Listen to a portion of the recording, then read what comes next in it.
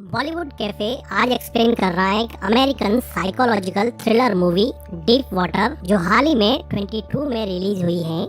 Movie के central character में एक कपल हैं जिनकी मैरिज को कुछ साल हो गए हैं। हस्बैंड विक और वाइफ मेलिंडा आज अपने एक फ्रेंड के घर पे पार्टी में जा रहे हैं। मेलिंडा विक को कहती है कि क्या तुम मुझे मेरी हील पहना दोगे क्या, तो विक खुशी खुशी उसको हील पहना देता है। मेलिंडा विक को कहती है कि तुम जानते हो ना मैं तुमसे कितना प्यार करती हूँ।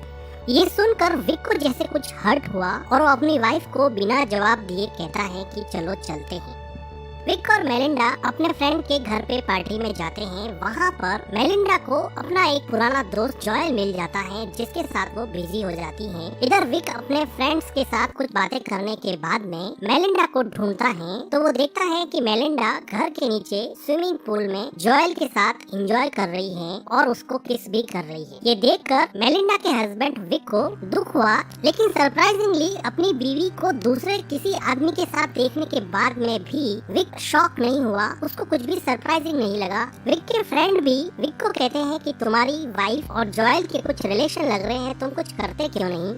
लेकिन विक अपने फ्रेंड की बात को इग्नोर कर देता है। कुछ देर बाद में मेलिंडा पार्टी में पियानो बजाती है जिसको देख के विक के चेहरे की मुस्कान वापस लौट आती है। जो वाइफ थोड़ी देर पहले किसी और आदमी के साथ इन्वॉल्व थी, अभी उसी को पियानो बजाते हुए देख के विक बड़ा खुश हो रहा था। विक का ये बिहेवियर काफी सरप्राइजिंग होता है। पार्टी में जॉयल और विक दोनों बात करते हैं तो जॉयल विक को कहता है कि तुम कितने अच्छे हस्बैंड हो जो अपनी वाइफ की पर्सनल लाइफ में बिल्कुल भी इंटरफेयर नहीं करते हो, तुम्हें कोई फर्क नहीं पड़ता कि वो किसके साथ क्या कर रही है। तो विक कहता है कि मेरी वाइफ का एक पुराना बॉयफ्रेंड था मार्टिन, और तुम्हें पता है ना कि मार्टिन अभी टाउन से गायब है। पता है तुम्हें क्यों गायब है? तो जॉयल पूछता है कि क्यों, तो विक कहता है कि उसको मैंने मार डाला। अपने घर पे आ जाते हैं।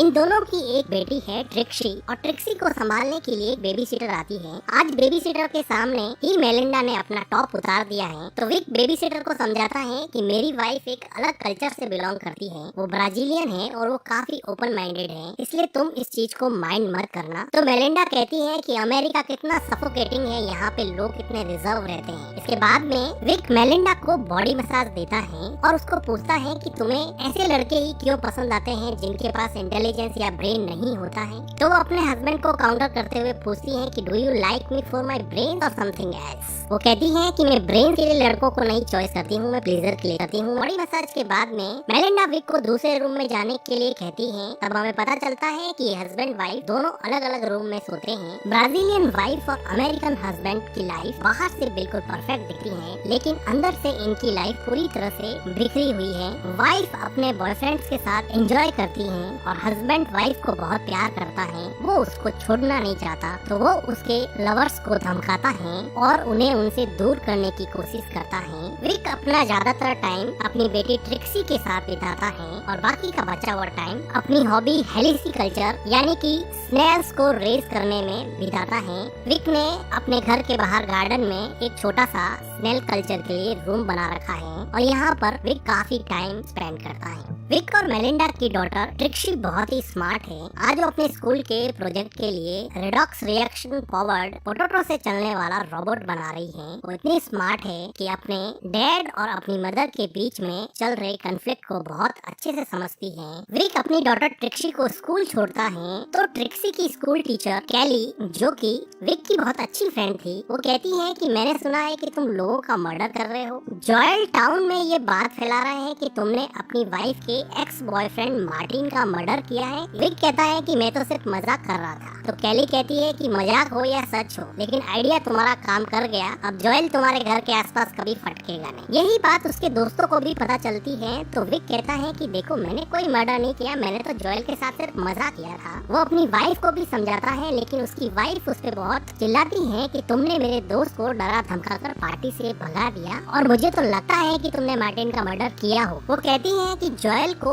कल रात को डिनर के लिए बुलाना पड़ेगा और उसे सॉरी बोलना पड़ेगा। वो जॉयल को अपने घर पे डिनर पे बुलाते हैं और डिनर के बाद में मेलिंडा अपने हस्बैंड को कहती है कि तुम ट्रिक्सी के रूम में चले जाओ और उसको बेड टाइम स्टोरी सुनाओ। विक को पता था कि वो जोएल के साथ टाइम स्पेंड करना चाहती है। वो ट्रिक्सी के रूम में जाके उसको स्टोरी सुनाने लग जाता है। तो ट्रिक्सी अपने डैड को कहती है कि मॉम दूसरे आदमियों के साथ अजीब सा बिहेव क्यों करती है, मुझे ये आदमी जोएल बिल्कुल भी पसंद नहीं है, मैं आप दोनों को साथ में देखना चाहती हूँ, मैं मॉम को किसी और के साथ देखना पसंद नहीं करती। विक कहता है कि मैं जानता हूँ, कोई बात नहीं, तुम सो जाओ। उसके बाद में विक अपने ही घर में अपनी वाइफ के साथ जोएल को मस्ती करता हुआ देखता है। तो वो किचन में जाके कुछ प्लेट्स पटक देता है। आवाज सुन के ये दोनों बाहर आते हैं। बाहर आने पर विक जोएल को कहता है कि मैं तुमसे कोई सॉरी वॉरी बोलने वाला हूँ नहीं। तुम्हें एक बात बता दूं कि मार्टिन का मर्डर मैंने ही हैमर मार मार के किया था। जोएल और ज्यादा डर जाता है और वहाँ से चला जाता है।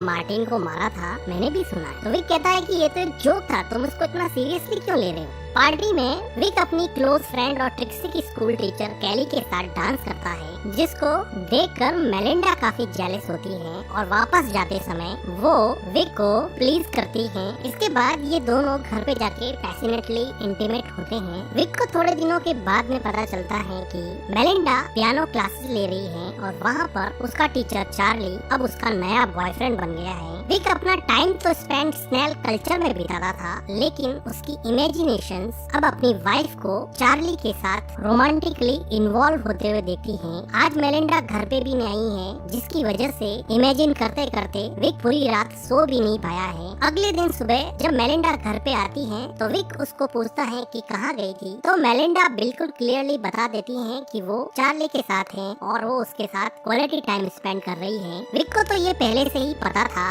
मेलिंडा इतनी ब्लंट है कि वो अपने हस्बैंड को चार्ली के बारे में ऐसी ऐसी बातें बताती है जिसको उसका हस्बैंड सुन भी नहीं सकता। वो कहती है कि क्या मैं बताऊं कि उसने मुझे कैसे खुश किया, उसने मेरे शरीर पे कहाँ कहाँ मार्क्स छोड़े, क्या जानना चाहते हो तुम। तो विक कहता है कि हमारी एक डॉटर है, हमारी एक फैमिली है, तुम कुछ तो सोचो। तो मेलिंडा क्लियरली कहती है कि तुम्हारी चॉइस थी, फैमिली बनाना, बच्चे पैदा करना वो तुम्हारी चॉइस। इससे क्लियरली ये लगता है कि मेलिंडा विक के साथ एक ओपन रिलेशन में रहना चाहती थी, लेकिन फैमिली बनाने का और बच्चे पैदा करने का प्लान विक ने बनाया था। इसलिए अब मेलिंडा उसके साथ एडजस्ट नहीं कर पा रही है, लेकिन विक चाहता है कि वो सब एक फैमिली की तरह एक ही छत के नीचे रहे। लेकिन मेलिंडा की इन हरकतों ने इस प्लान को चौपट कर दिया और अब ये फैमिली डीप वाटर्स में है, इनकी मैरिज डीप वाटर्स में है, इनके इमोशंस डीप वाटर्स में है, मेलिंडा का बिहेवियर डीप वाटर्स में है और विक का फ्रस्ट्रेशन डीप वाटर्स में। विक ने मनी मन सोच लिया था कि अब ये सब नहीं चलेगा।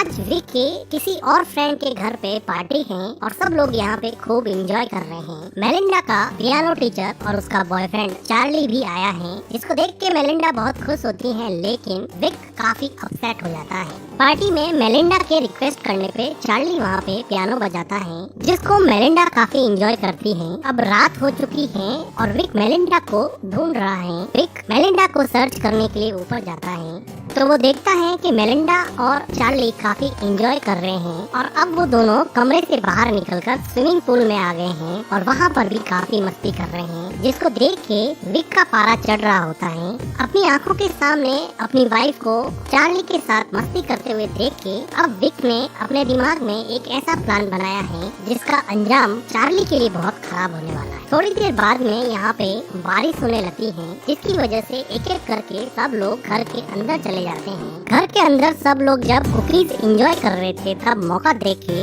विक चार्ली को स्विमिंग पूल के अंदर डुबो कर मार डालता है और फिर चुपचाप अंदर आ जाता है और खुद भी कुकीज खाने में बिजी हो जाता है। इधर मेलिंडा चार्ली को ढूंढ रही होती है। वो बाहर देखती है तो वो देखती है कि चार्ली स्विमिंग पूल में मरा हुआ तैर रहा है। वो चिल्लाती है, सब लोग मिलके उसको बाहर निकालते हैं, उसको रिवाइव करने की कोशिश करते हैं, लेकिन वो रिवाइव नहीं हो पाता। डॉक्टर्स और पुलिस की टीम आती है। डॉक्टर उसको डेड घोषित कर देते हैं। पुलिस यहाँ पे सबसे इन्वेस्टिगेशन करती है, लेकिन कुछ खास पुलिस को मिलता नहीं है। पुलिस फिलहाल इसको एक्सीडेंटल ड्राउनिंग का केस ही मान रही है, लेकिन डॉन जिसने स्विमिंग पूल में चार्ली और विक को अकेले देखा था, वो अब विक पे डाउट करने लगा है। डॉन ने अब एक प्राइवेट इन्वेस्टिगेटर हायर किया है जो विक पे नजर रखता है। विक इस आदमी को एक दिन अपनी वाइफ के साथ पकड़ लेता है। यह आदमी पहले तो अपने आप को साइकोथेरेपिस्ट बताता है, लेकिन विक को पता चल चुका था कि ये इन्वेस्टिगेटर है और उसने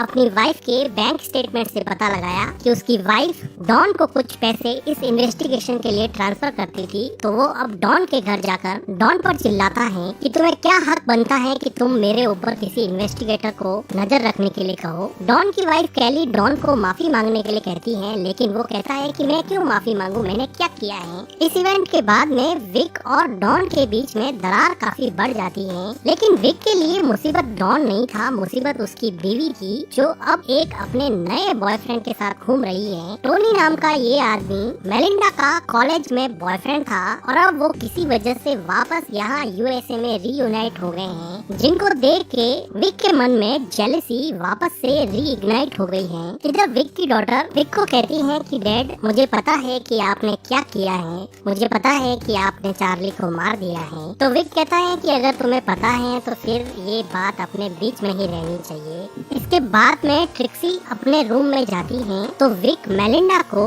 अपने नए बॉयफ्रेंड टॉनी से बात करते हुए ऊपर से सुन रहा होता है और सुनता है कि मेलिंडा कह रही है कि कब चलने का प्लान है। ट्रिक्सी को इस बात की धीरे धीरे आदत पड़ जाएगी, वो वहाँ पे एडजस्ट कर लेगी। मेलिंडा की ये बातें सुन के विक को ये बात समझ में आ गई कि वो ब्राजील जाने का प्लानिंग कर रही है और वो ट्रिक्सी को भी अपने साथ में ले जाएगी और वो टोनी के साथ जाकर वापस अपनी नेटिव कंट्री ब्राजील में बसने का प्लान कर रही है। अगले दिन विक का गुस्सा और बढ़ जाता है जब टोनी मेलिंडा के बुलाने पर उसके घर आता है और मेलिंडा के साथ लंच करके डांस करता है और उसके साथ काफी इंजॉय करता है। विक को ये सब बिल्कुल भी सहन नहीं हो रहा होता है, इसलिए वो अगले दिन टोनी को एक रेस्टोरेंट से निकलते हुए पिक कर लेता है और कहता है कि मेलिंडा ने यहाँ से थोड़ी दूर पर एक प्रॉपर्टी की साइट देखी है, चलो देख के आते हैं। इंसिस्ट करने पर टोनी कार के अंदर बैठ जाता है और ये दोनों इस टाउन से काफी दूर एक हाइकिंग साइट पे जाते हैं और विक यहाँ पे काफी रफ कार चलाता है, जिसको देख के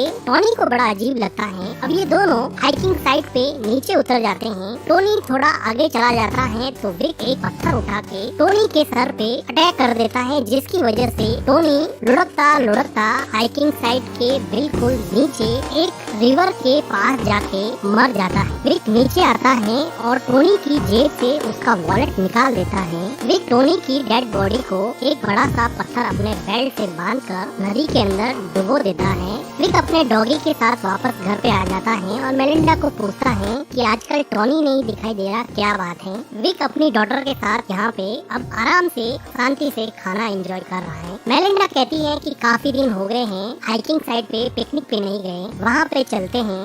तो विक मेलिंडा और अपनी डॉटर के साथ हाइकिंग साइट पे पिकनिक के लिए चला जाता है और वहाँ पर विक अपने द्वारा ली हुई फोटोज को मेलिंडा को दिखाता है, जिसमें मेलिंडा की बहुत सारी फोटोज का कलेक्शन था, जिसे देख के मेलिंडा बहुत खुश होती है और वो कहती है तुम अकेले ही ऐसे हो जो मेरी सभी हरकतों के बावजूद भी मेरे साथ रहना चाहते हो, मैं सच में तुमसे प्यार करती हूँ। और वो काफी इमोशनल हो जाती। अभी विक देखता है कि उसकी डॉटर ट्रिक्सी नदी के पास चली गई है, तो उसको लाने के लिए वो वहाँ जाता है तो वो देखता है कि वहाँ पर टोनी की डेड बॉडी फूलने की वजह से पानी के ऊपर आ गई है। अब विक को लगा कि किसी को पता चल जाएगा, इसलिए वो वहाँ से मेलिंडा और ट्रिक्सी को लेके निकल जाता है, लेकिन जानबूझकर मेलिंडा का एक स्कार्फ वहाँ पे छोड़ देता है, जिसके बारे में मेलिंडा कार में पूछती है कि मेरा स्कार्फ वहीं पे रह गया है। तो विक अनजान बनते हुए कहता है कि कोई बात नहीं, मैं कल जाके ले आऊंगा। पिकनिक के बाद में घर आने पर मेलिंडा विक के साथ इंटीमेट होती है और विक को कई दिनों के बाद में